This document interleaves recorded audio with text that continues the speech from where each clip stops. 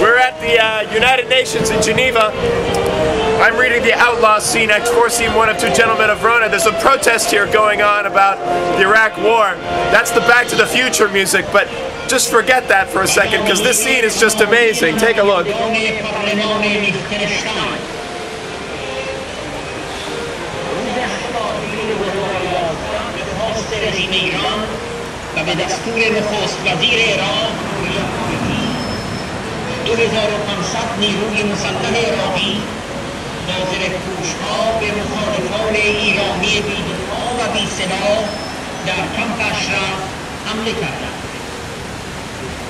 در این حمله 35 تن از جمله 8 زن کشته و 350 تن مجروح شدند و شماری از کشته‌شدگان. There are protests here every day. Yesterday was free Tibet. I'm standing underneath this very famous chair.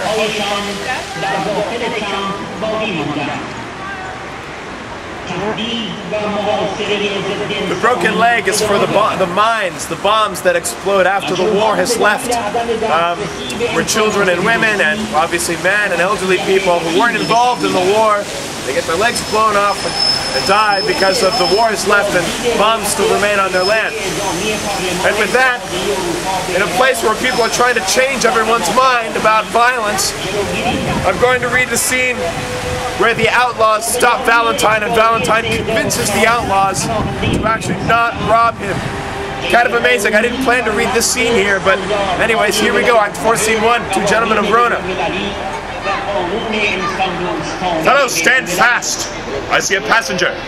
If there be 10, shrink not, but down with them. Stand, sir, and throw us that you have about ye. If not, we'll make you sit and rifle you. Sir, we are undone. These are the villains that all the travelers do fear so much. My friends, that's not so, sir. We are your enemies. Peace. We'll hear it.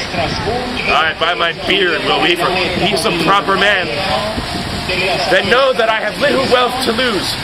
A man I am crossed with adversity. My riches are these poor habiliments, of which if you should here disfurnish me, you take the sum and substance that I have. Whither travel you? To Verona. Whence came you? From Milan. Have you long sojourned here?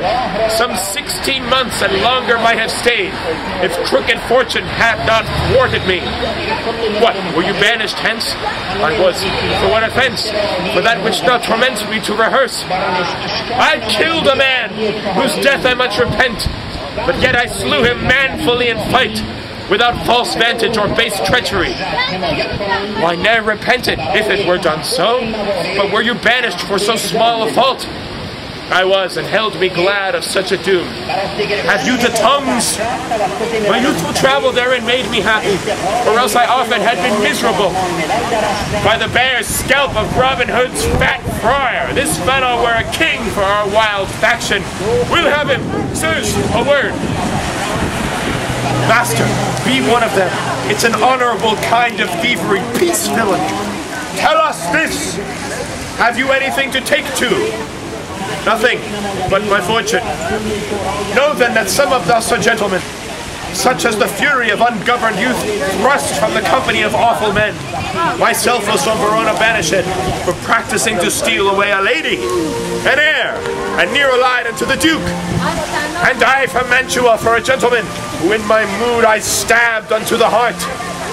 And I for such like petty crimes as these, but to the purpose, for we cite our faults, that they may hold excuse in our lawless lives, and partly seeing you are beautified, with goodly shape, and by your own reports a linguist, and a man of such perfection as we do in our quality much want, indeed, because you are a banished man. Therefore above the rest we parley to you. Are you content to be our general, to make a virtue of necessity, and live as we do in this wilderness? What sayest thou? Wilt thou be of our consort? Say aye, and be the captain of us all. We'll do thee homage and be ruled by thee. love thee as our commander and our king. But if thou scorn our courtesy, thou diest. Thou shalt not live to brag what we have offered. I take your offer, and will live with you, provided that you do no outrages on silly women or poor passengers. No, we detest such vile, base practices. Come go with us. We'll bring thee to our cruise, and show thee all the treasure we have got, which, with ourselves, we all rest at thy dispose.